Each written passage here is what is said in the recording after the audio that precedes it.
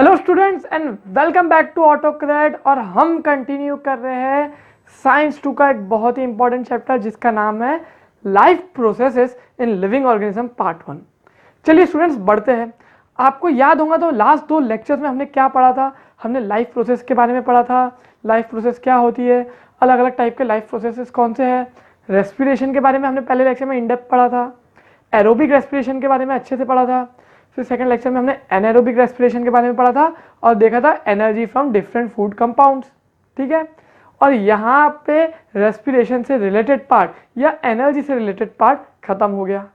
अब बढ़ते हैं इस चैप्टर के बहुत ही इंपॉर्टेंट टॉपिक पे, वो है सेल डिवीजन। तो चलिए स्टूडेंट्स बढ़ते हैं अगले लाइफ प्रोसेस की तरफ, सेल डिवीजन। हाँ स्टूडेंट्स, सेल डिवीजन भी एक लाइफ प्रोसेस है, बहुत ही एसेंशियल है। क्यों, हम देखते हैं। पहले मैं आपसे कुछ सवाल पूछना चाहूँगा। क्या आपने कभी सोचा कि हमें जब इंजरी हो जाती है, यानी कभी हमारी स्किन कट गई या कुछ हम खेल कूद करते रहते हैं, इंजरी हो गई, तो वो हील कैसे होता है? या कभी आपने सोचा कि हमने एक फ्लावर प्लक कर लिया, एक प्लांट में से एक फ्लावर प्लक कर लिया। कभी कभी बच्चे ना शैतानी करते वक्त लीफ प्लक कर लेते हैं, तो वो जो वूंड हो जाता है प्लांट को, वो हील कैसे करता है? या कभी ये सोचा कि एक इंडिविजुअल की ग्रोथ कैसे होती है? देखो ना, इंडिविजुअल जब एक न्यूबॉर्न बेबी होता है तो इतना सा होता है, धीरे धीरे बड़े होके तुम जैसा शैतान बन गया। तो ये ऐसा कैसे हुआ, ये ग्रोथ कैसे हुई, है ना? या फिर एक कंप्लीटली न्यू इंडिविजुअल फॉर्म कैसे होता है, मतलब एक ह्यूमन के अंदर दूसरा बेबी फॉर्म कैसे होता है? ये सब होता है सेल डिवीजन की वजह से। सेल डिवीजन ही इन सब चीज़ों में होता है। चलिए देखते हैं सेल डिवीजन में हो क्या रहा है। सेल डिवीजन देखने से पहले हम देखते हैं सेल के बारे में। हमने लास्ट ईयर पढ़ा था, आपको याद होगा, डीएनए वगैरह के बारे में। तो मैं एक सेल बना रहा हूँ स्टूडेंट्स, समझिए स्टूडेंट्स, ये एक सेल है। सेल के अंदर क्या रहता है? न्यूक्लियस रहता है स्टूडेंट्स। न्यूक्लियस मैंने बड़ा बनाया है क्योंकि मुझे अंदर कुछ चीज़ें बनानी है। और हमने लास्ट ईयर 9th स्टैंडर्ड में पढ़ा था डीएनए और आरएनए के बारे में। तो यहाँ सेल के अंदर क्या रहता है? सेल के न्यूक्लियस के अंदर रहता है एक क्रोमाटिन फाइबर। क्या रहता है स्टूडेंट्स? क्रोमाटिन फाइबर, याद है आपको? और यही क्रोमाटिन फाइबर कंडेंस होके क्या बनता है? एक डंबल शेप बनता है। ये क्रोमाटिन फाइबर कंडेंस होता है, कंडेंस होता है। उसके बाद डंबल शेप बनता है। डंबल शेप आपने पढ़ा था 9th में, और वो कुछ इस तरीके का शेप बन जाता है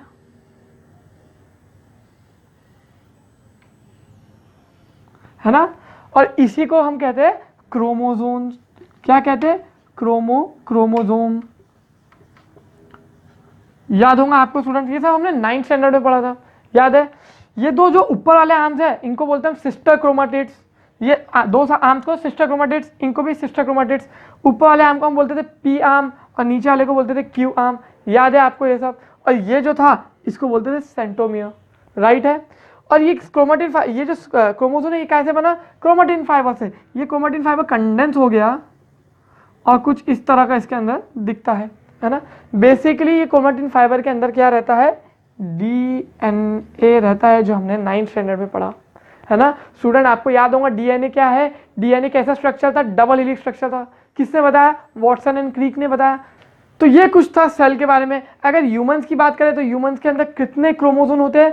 46 क्रोमोसोम होते हैं। ह्यूमंस के अंदर 46 क्रोमोसोम होते हैं। पूरी बॉडी में होते हैं क्या? हर सेल में 46 क्रोमोसोम होते हैं। अगर पैर की बात करो तो 23 पैर्स ऑफ क्रोमोसोम होते हैं। ये हमने 9th में पढ़ा था। 23 पैर्स, पैर्स मतलब क्या होता है? जोड़ी। एक पैर में कितने रहते हैं? 2, यानी 23 पैर्स यानी कितने हो गए? 46। तो ह्यूमन के हर सेल में कितने क्रोमोसोम्स रहते हैं स्टूडेंट्स? 46 क्रोमोसोम्स रहते हैं। चलिए अब शुरू करते हैं सेल डिवीजन के बारे में। सेल डिवीजन की अगर हम बात करें तो सेल डिवीजन 2 टाइप से होता है स्टूडेंट्स, जो हमें 10th स्टैंडर्ड में पढ़ना है। कितने टाइप से होता है? 2 टाइप से। मैं लिख देता हूँ, बहुत ईजी है। अगर हम सेल डिवीजन की बात करें, देखो ये सब आपकी बुक में नहीं दिया लेकिन इन्फॉर्मेशन इंपॉर्टेंट है। सेल डिवीजन की हम बात करें स्टूडेंट्स तो 2 टाइप से होता है। कितने टाइप से? 2 टाइप से। मैं लिख देता हूँ। पहला टाइप है उसको बोलते हैं माइटोसिस। क्या बोलते हैं? माइटोसिस। Mitosis cell division. दूसरा जो टाइप है उसको बोलते हैं मियोसिस। मियोसिस। पहला टाइप है माइटोसिस, सेकंड है मियोसिस। ठीक है, ये दोनों ही टाइप के सेल डिवीजन हमें पढ़ना है।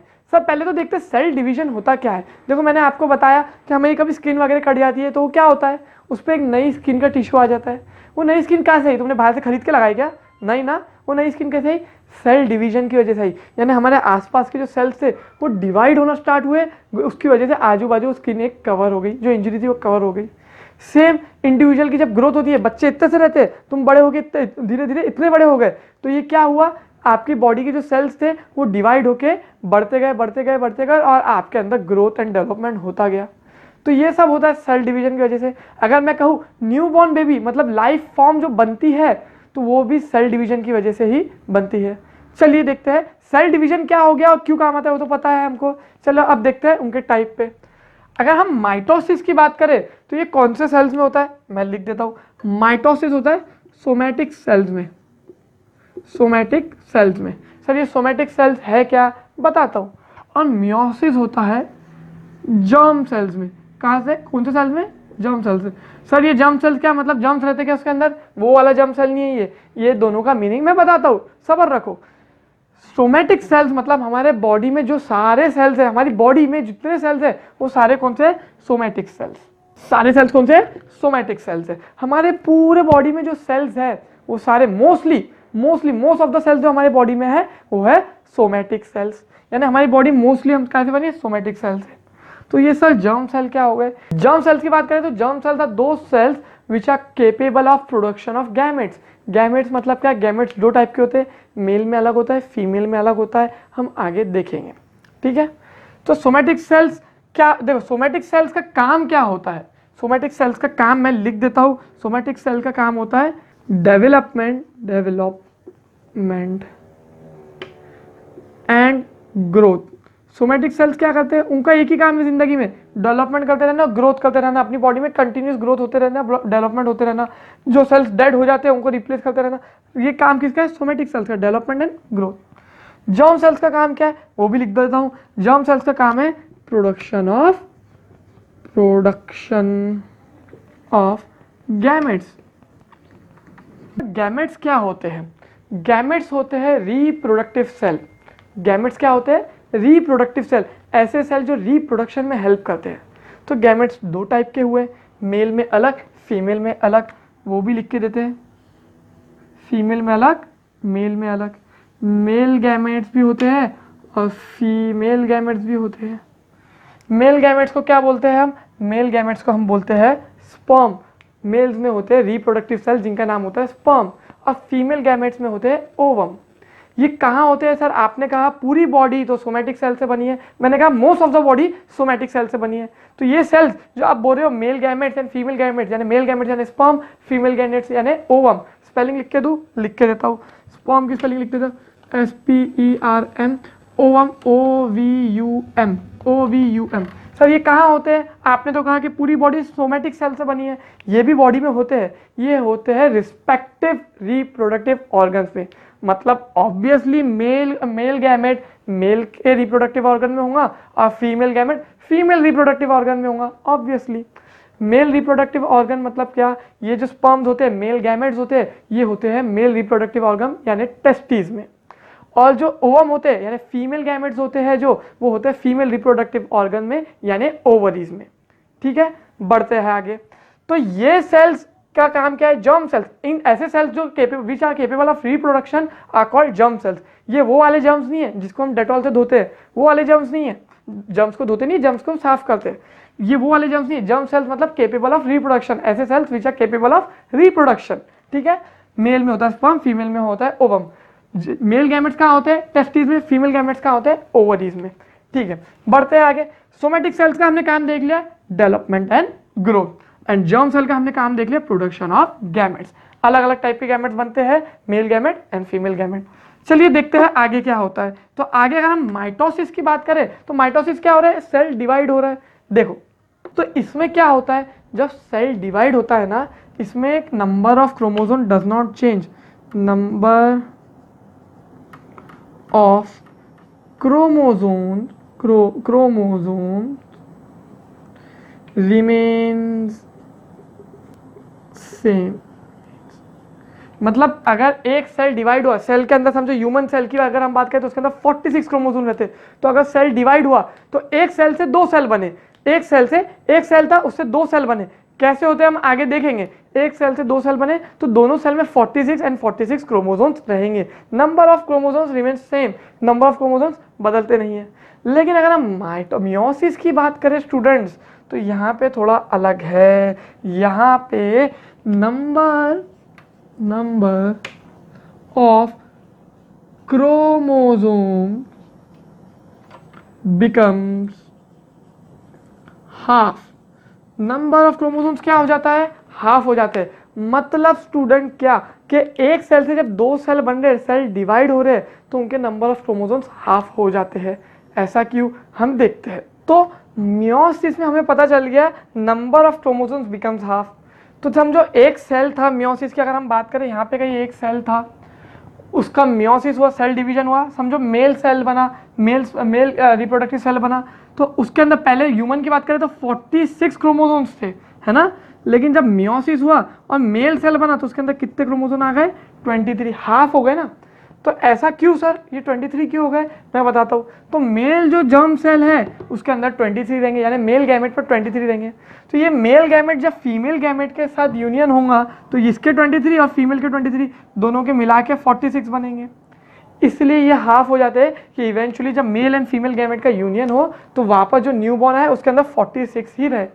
अगर ऐसा हाफ नहीं होता था मियोसिस में, अगर नंबर ऑफ क्रोमोसोम्स हाफ नहीं होते थे तो क्या होता था? मेल गैमेट में भी 46, फीमेल गैमेट में भी 46, दोनों का यूनियन हो गया और जो न्यूबॉर्न बेबी हो गया उसमें 92 क्रोमोसोम्स। ऐसा हो सकता था क्या? नहीं। 92 क्रोमोसोम मतलब इंसान नहीं, कुछ और ही होता था। ऐसा होता है क्या? नहीं।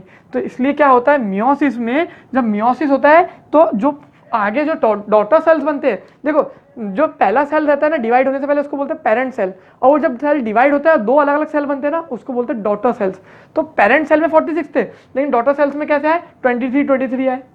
फिर ये मेल सेल फीमेल सेल के साथ जब यूनियन होता है तो इसके 23 और फीमेल के 23 मिला के 46, तो न्यूबॉर्न बेबी में भी हर सेल में 46 क्रोमोसोम रहेंगे। समझ में आया? चलो बढ़ते हैं आगे, ये मिटाता हूं। देखो स्टूडेंट्स, अब एक और बात, ये जो माइटोसिस होता है तो माइटोसिस का एक सेल डिवाइड होके 2 सेल बनते हैं। एक सेल डिवाइड होके, ये तो कोई आदमी दिख रहा, हाँ, एक सेल डिवाइड होके कितने बनते हैं? 2 सेल बनते हैं। यानी 1 parent cell is divided to give 2 daughter cells. समझ में आया? अगर हम मियोसिस की बात करें तो एक सेल डिवाइड होके 2 सेल तो देता ही है, और ये 2 सेल फिर फर्दर डिवाइड होके और 2 सेल्स देते हैं। तो मियोसिस की अगर हम बात करें तो मियोसिस में कितने सेल्स हो रहे हैं? 4 डॉटर सेल्स आ रहे हैं। कितने डॉटर सेल्स? 4 daughter cells. समझ में आया? अब देखो यहाँ पे 46 क्रोमोसोम से ह्यूमन की बात कर रहा हूँ। अब हम 46 नहीं लिखेंगे, हम लिखेंगे इधर 2n। क्या लिखेंगे स्टूडेंट्स? 2n। ब्लू पेन से लिखता हूँ तो आपको कंफ्यूजन नहीं होगा, तो ब्लू पेन से देखो 2n मतलब क्या सर? n मतलब 23, कंसीडर करो n मतलब 23। अब वो हर ऑर्गेनिज्म में अलग रहता है, तो 2n मतलब हो गया 46, यानी ह्यूमन के एक सेल के अंदर 46 सेल्स है। माइटोसिस में मैंने बोला था नंबर ऑफ क्रोमोसोम्स रिमेन से, नंबर ऑफ क्रोमोसोम्स चेंज होते क्या? नहीं। तो इसके अंदर भी 2n क्रोमोसोम्स, इसके अंदर भी 2n क्रोमोसोम्स। सही है। अगर हम मियोसिस की बात करें स्टूडेंट्स, तो मियोसिस में यहाँ 2n क्रोमोसोम थे, लेकिन हमने देखा number of chromosomes becomes half, तो यहाँ पे कितना हो गया? n। समझ में आया? और यहाँ पे भी n होता है, यहाँ पे हाफ नहीं होता है। समझ में आया? यहाँ पे हाफ नहीं होता है। तो ये देखो एक पेरेंट सेल ने 1 2 3 4 सेल्स दी। समझ में आया? अब एक बात याद रखना, ये जो 2n है ना, इसको हम बोलते हैं डाइप्लॉइड। क्या बोलते हैं? Diploid cell. और ये जो n है इसको बोलते हैं हैप्लॉइड। Diploid and haploid. तो 2n वालों को बोलेंगे haploid cell, diploid cells, and n वालों को बोलेंगे हैप्लॉइड सेल्स। तो माइटोसिस में 2 डाइप्लॉइड सेल्स प्रोड्यूस हुए। माइटोसिस में 2 डाइप्लॉइड, देखो ये भी 2n ये भी 2n, तो 2 डाइप्लॉइड सेल्स प्रोड्यूस हुए। अगर मियोसिस की बात करेंगे तो मैं बोलूंगा 4 haploid cells are produce. 1n 2n 3n 4n, 4 cell produce हुए, चारों सिर्फ n वाले, तो 4 हैप्लॉइड सेल्स आर प्रोड्यूस। देखो माइटोसिस में 2 डाइप्लॉइड सेल्स, मियोसिस में 4 हैप्लॉइड सेल्स। और ये था स्टूडेंट्स आपके सेल डिवीजन का ऊपर एक ओवरव्यू। अब हम बढ़ते हैं सेल डिवीजन होता कैसे है, सेल डिवीजन की स्टेप्स कैसी है। पहले हम देखेंगे माइटोसिस के बारे में। माइटोसिस के अंदर 4 स्टेप्स आती है, वो भी देखेंगे। और जब माइटोसिस कंप्लीट हो जाएगा तो हम मियोसिस भी कंटिन्यू करेंगे। मैं साइड हटूंगा, आप आपकी बुक में ये flow chart neat and tidy draw करेंगे ताकि आपको काम आए। चलिए मैं साइड हट रहा हूँ, कॉपी कीजिए। तो चलिए स्टूडेंट्स बढ़ते हैं माइटोसिस की तरफ। माइटोसिस क्या है, एक टाइप ऑफ सेल डिवीजन है। माइटोसिस होता कैसे है चलिए देखते हैं, मैं बताता हूँ। अगर हम स्टूडेंट्स माइटोसिस की बात करें, माइटोसिस की अगर बात करें तो माइटोसिस 2 स्टेप में होता है। कितनी स्टेप में, 2 स्टेप में। मैं दोनों स्टेप लिख भी देता हूँ। चलो, तो पहली स्टेप का नाम है कैरियोकिनेसिस। क्या नाम है, कैरियोकिनेसिस। एंड जो दूसरी स्टेप है उसका नाम है cytokinesis. Cytokinesis, karyokinesis and cytokinesis. Sir ये होता क्या है, मैं बताता हूँ, टेंशन मत लो। कैरियोकिनेसिस मतलब breaking of nucleus, division of nucleus. क्या हो रहा है, कैरियोकिनेसिस मतलब न्यूक्लियस का डिवीजन। कैरियोकिनेसिस मतलब न्यूक्लियस ब्रेक होके 1 से 2 बन रहे हैं। अगर साइटोकिनेसिस की बात करें तो साइटोकिनेसिस नाम ही से पता चल रहा है, साइटो यानी साइटोप्लाज्म। तो पहले न्यूक्लियस डिवाइड हो गया कैरियोकिनेसिस में, फिर डिवाइड होगा साइटोप्लाज्म और इवेंचुअली 2 अलग अलग सेल्स हमें मिल जाएंगे। ये थी फर्स्ट स्टेप एंड ये है सेकंड स्टेप। अब अगर हम कैरियोकिनेसिस की बात करें स्टूडेंट, तो कैरियोकिनेसिस के अंदर 4 फेजेस होते हैं। कितने फेज, 4 फेज। पहले फेज का नाम है प्रोफेज। क्या नाम है, प्रोफेज। सेकंड फेज का नाम है मेटाफेज, मेटाफेज। थर्ड फेज का नाम है anaphase and fourth and the last phase is called as telophase. ये टेलोफेज होने के बाद ही होता है साइटोकिनेसिस। ठीक है, ये 4 आपको नाम रखना और याद रखना, और यही सीक्वेंस में याद रखना बहुत इंपॉर्टेंट है। Prophase, metaphase, anaphase and telophase. चलो ये चारों मैं आपको बना के बताता हूँ कि होता क्या है। तो हम चारों स्टेप्स बनाते हैं। ये मैंने बनाया पहला स्टेप, या पहला स्टेप नहीं, पहला फेज प्रोफेज। ये बनाया मैंने सेकंड फेज, ये बनाया थर्ड फेज और यहाँ बनाया फोर्थ फेज। ये है फर्स्ट, लिख देता हूँ, ये है सेकंड, ये है थर्ड, कंफ्यूजन ना हो स्टूडेंट्स आपको इसलिए, और ये है फोर्थ। ठीक है, सबके नाम भी लिख देता हूँ मैं। ये कौन सा फेज है, ये हो रही है बात प्रो फेज की। कौन से फेज की बात हो रही है स्टूडेंट्स, प्रो फेज की। ये कौन से फेज की बात हो रही है स्टूडेंट्स, ये हो रही है सेकंड फेज जिसका नाम है मेटाफेज। थर्ड फेज यहाँ पे है, ये है anaphase and the fourth and the last is telophase. Telephone नहीं बोलने का, टेलोफेज। चलो प्रोफेज की बात करते हैं। प्रोफेज शुरू होने से पहले सेल कैसा रहता है मैं आपको बता दूं। सेल रहता है, सेल के अंदर न्यूक्लियस रहता है और न्यूक्लियस के अंदर रहता है क्रोमाटिन फाइबर, है ना। अब अगर एनिमल सेल की बात करें तो एनिमल सेल के अंदर एक और चीज रहती है, उसको बोलते हैं हम सेंट्रियोल, सेंट्रियोल्स रहते हैं, है ना। अब देखो प्रोफेज में होता क्या है, प्रोफेज में होता है ये chromatin fibre starts to condense. क्या होता है, क्रोमाटिन फाइबर कंडेंस होना स्टार्ट होता है और बनता है सिस्टर क्रोमाटिड्स के शेप में, यानी डंबल शेप में, यानी क्रोमोसोम के शेप में बनना आ जाता है। तो ये क्या होता है, मैं इसको थोड़ा बड़ा करके बनाता हूँ। अच्छा पहले तो अपन न्यूक्लियस रहने ही देते हैं। तो ये न्यूक्लियस था हमारा, थोड़ा बड़ा बनाया। जो क्रोमाटिन फाइबर था वो स्टार्ट होता है कंडेंस होना। कंडेंस होकर किस शेप में बनना आता है, क्रोमोसोम के शेप में बनना स्टार्ट होता है। समझे, क्रोमोसोम का कुछ इस टाइप का शेप होता है ना। तो ये कंडेंस होके क्रोमोसोम के शेप में बनना स्टार्ट हुआ। पहले फेज में, प्रो फेज में जो क्रोमाटिन फाइबर था वो कंडेंस होना स्टार्ट हुआ और डंबल शेप में आना स्टार्ट हुआ। अब ये देखो ये क्या है, ये सेल है, ये पूरा सेल, ये साइटोप्लाज्म, ये न्यूक्लियस। न्यूक्लियस के बाहर क्या है, ये जो ब्लैक कलर की आउटर लाइन है इसको बोलते हैं हम न्यूक्लियर मेम्ब्रेन। इसको क्या बोलते हैं, न्यूक्लियर मेम्ब्रेन। क्या बोलते हैं स्टूडेंट्स, न्यूक्लियर मेम्ब्रेन। जैसे सेल की सेलुलर मेम्ब्रेन होती है, ऐसा न्यूक्लियस की भी होते हैं न्यूक्लियर मेम्ब्रेन। और न्यूक्लियर मेम्ब्रेन के अंदर क्या होता है, न्यूक्लियोलस। अब देखो क्या होता है प्रोफेज में, पहले तो हमने देखा क्रोमाटिन फाइबर कंडेंस होना स्टार्ट हुआ, कंडेंस होकर ऐसे डंबल शेप बनाना स्टार्ट हुआ। इसी के साथ इसमें जो ये न्यूक्लियर मेम्ब्रेन है ये स्टार्ट होती है डिसअपियर होना। क्या होता है, डिसअपियर होना स्टार्ट होती है। देखो मेरे शब्दों पे ध्यान दो, स्टार्ट्स टू डिसअपियर। मैं लिख देता हूं न्यूक्लियर मेम्ब्रेन स्टार्ट्स स्टार्ट की spelling wrong, starts disappearing, starts to disappear लिख देता हूँ। चलो, nuclear membrane starts to disappear. देखो क्या क्या हुआ प्रोफेज में, पहला फेज जब nuclear division cellular division start हुआ, मतलब माइटोसिस जब स्टार्ट हुआ स्टूडेंट्स, तो माइटोसिस में सबसे पहला स्टार्ट क्या है, कैरियोकिनेसिस। कैरियोकिनेसिस मतलब क्या, पहले न्यूक्लियस का डिवीजन होगा, तो ये न्यूक्लियस का डिवीजन हो जाए उसके बाद हम साइटोकिनेसिस पे आते हैं। न्यूक्लियस का डिवीजन कितने फेज में होता है, 4 फेज है। प्रोफेज पहला फेज है। पहले फेज की बात करते हैं स्टूडेंट्स, अगर हम पहले फेज की बात करें तो पहले फेज में क्या हो रहा है, क्रोमेटिन फाइबर कंडेंस होकर डंबल शेप में आने की कोशिश कर रहा है, डंबल शेप में आ गया पहली चीज। फिर न्यूक्लियर मेम्ब्रेन डिसअपियर हो रही है, ये दूसरी चीज। अब बढ़ते हैं, अब देखो साथ में एक और चीज होती है, ये सेंट्रियोल जो होते हैं ना, ये आधे इस तरफ आ जाते हैं एक पोल पे और आधे इस तरफ आ जाते दूसरे पोल पे। जितने भी सेंट्रियोल होंगे आधे ऊपर आधे नीचे, मतलब दोनों पोल्स पे आ जाते हैं, सेंट्रियोल भी आधे आधे हो जाते हैं। अगर हम प्रोफेज की बात करें तो 3 इंपॉर्टेंट चीजें हो रही है प्रोफेज में।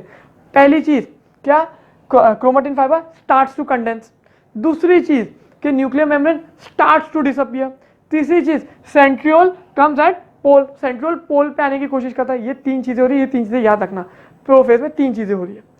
अब बढ़ते हैं मेटाफेज में, प्रोफेज हो गया, मेटाफेज में बढ़ते हैं। अब देखो ये सेंट्रियोल पोल्स पे आ रहा था, तो ये आ गया सेंट्रियोल पोल्स पे। तो पहली चीज यहाँ पे क्या होता है, सेंट्रियोल पोल्स पे आना स्टार्ट हुए, तो मेटाफेज में क्या हुआ, सेंट्रियोल पोल्स पे आ गए। यहाँ पे क्या हो रहा था, क्रोमेटिन फाइबर डंबल शेप में बन रहा था, स्टार्ट हो रहा था। यहाँ पे क्या हो गया, क्रोमेटिन फाइबर डंबल शेप में बन गया पूरी तरीके से। और यहाँ पे न्यूक्लियर मेम्ब्रेन डिसअपियर हो रही थी, nuclear membrane starts to disappear. यहाँ पे क्या हो, न्यूक्लियर मेम्ब्रेन कंप्लीटली डिसअपियर्स। मतलब क्या, यहाँ पे जो 3 चीजें हमने पढ़े, जो यहाँ पे 3 चीजें हो नया स्टार्ट हो रही थी, वो यहाँ कंप्लीट हो चुकी है। जैसे nuclear membrane starts to disappear, यहाँ स्टार्ट हो रहा था, यहाँ कंप्लीटली डिसअपियर हो गया। यहाँ पे क्रोमेटिन फाइबर डंबल शेप में आ रहा था, यहाँ पे कंप्लीटली आ गया और क्लियरली विजिबल है, आप क्रोमोसोम क्लियरली विजिबल थे। उसके बाद सेंट्रियोल यहाँ पे पोल्स पे आना स्टार्ट हुए, यहाँ देखो पोल्स पे आ गए पूरी तरीके से। और यहाँ पे एक और चीज होती है, 2 और चीज होती है मैं बोलूंगा। देखो पहली चीज आपने नोटिस किया होगा, मैंने सारे क्रोमोसोम ऐसे एक लाइन में किया और वो भी बीच में। तो जितने क्रोमोसोम है ना, अपने आप को अरेंज कर देते इक्वेटोरियल प्लेन में। इक्वेटोरियल प्लेन मतलब जैसे हम अगर अर्थ की बात करें तो अर्थ का हम बोलते हैं ना इक्वेटर है, असली में होता है क्या, नहीं, हम ऐसा अज्यूम करते हैं इमेजिनरी लाइन। तो ऐसा इक्वेटर की लाइन पे इमेजिनरी लाइन है, वो होता नहीं है सेल पे, इमेजिनरी लाइन है, उसको अपने आप को ऐसा अरेंज कर लेते हैं इक्वेटोरियल लाइन पे। ठीक है, 3 चीजें तो हमें पता है, यहाँ पे जो 3 चीजें स्टार्ट हो रही थी वो यहाँ पे कंप्लीट हो गई, वो 3 चीजें तो पता है। फोर्थ क्या है कि सारे क्रोमोसोम्स इक्वेटोरियल प्लेन पे अरेंज हो गए, ये हो गए।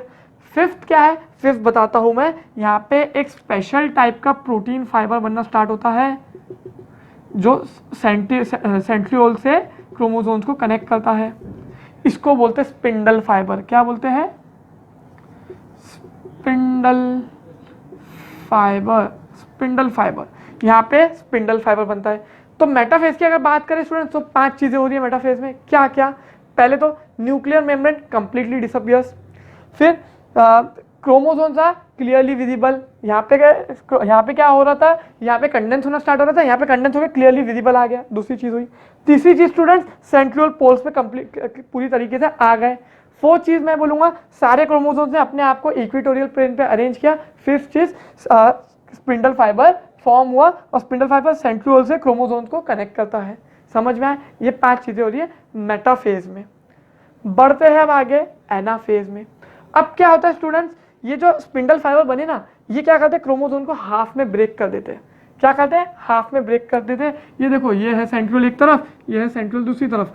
अब क्या हुआ, यहाँ पे जो स्पिंडल फाइबर था उसने हाफ क्रोमोसोम ले लिया, इसने हाफ क्रोमोसोम ले लिया, इसने हाफ क्रोमोसोम ले लिया और इसने हाफ क्रोमोसोम ले लिया। ब्लैक कलर से बनाते हैं क्रोमोसोम, चलो कोशिश करते हैं ब्लैक कलर से बनाने की।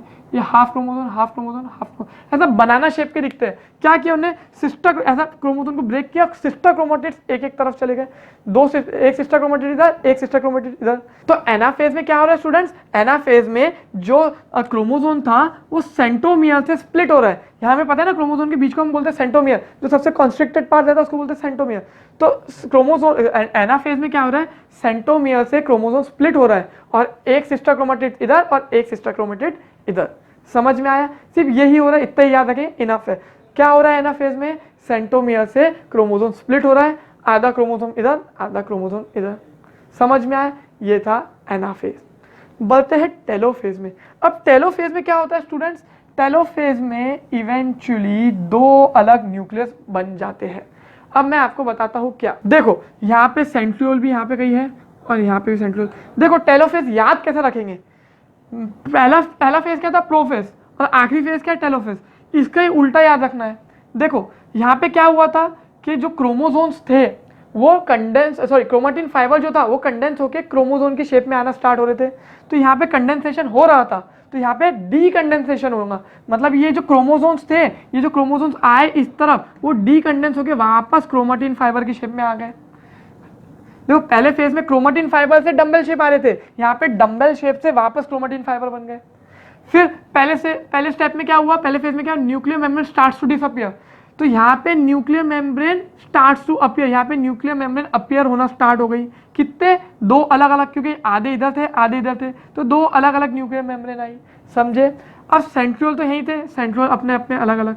तो आपने देखा होगा कि ये एक न्यूक्लियस था, न्यूक्लियर मेम्ब्रेन गायब हुई, क्रोमोसोम इक्वेटोरियल प्लेन में आए, स्पिंडल फाइबर बना, स्पिंडल फाइबर से क्रोमोसोम आधे आधे हुए, आधे ब्रेक होके सेंट्रोमियर से ब्रेक होके आधे ऊपर गए आधे नीचे गए, और वापस वैसे ही हो गया। यहाँ पे न्यूक्लियर मेम्बर डिसअपियर हो रही थी, यहाँ पे अपीयर हो गई। यहाँ पे क्या क्रोमेटिन फाइबर से डंबल शेप आ रहा था, यहाँ पे डंबल शेप से क्रोमेटिन फाइबर बन गया वापस से।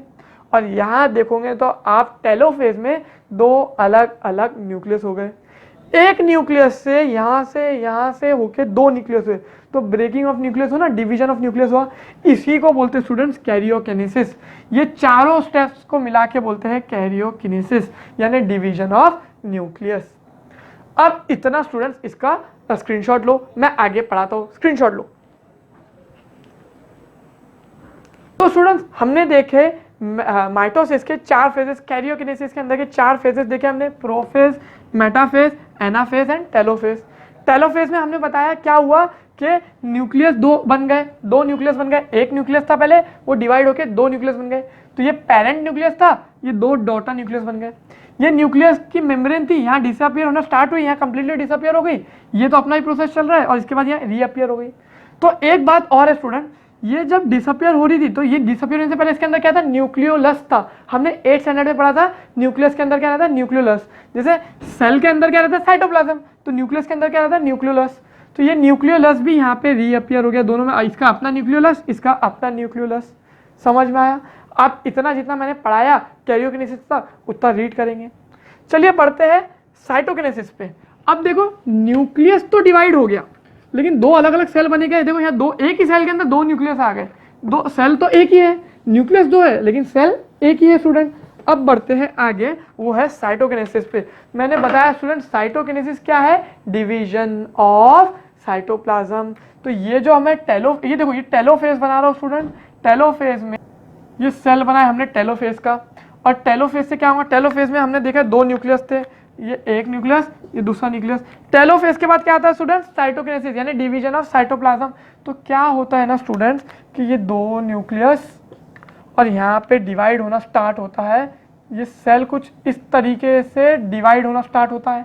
ये पहले ऐसा था, ये टेलोफेज था। टेलोफेज के बाद आया साइटोकिनेसिस। तो ये सेल धीरे धीरे ऐसा यहाँ से नैरो होते जाता है, कंस्ट्रिक्टेड हो जाता है। इवेंचुअली धीरे धीरे होते होते एक टाइम ऐसा आता है इसके बाद कि दो अलग सेल प्रोड्यूस हो जाते हैं, और दोनों सेल का अपना अपना न्यूक्लियस रहता है।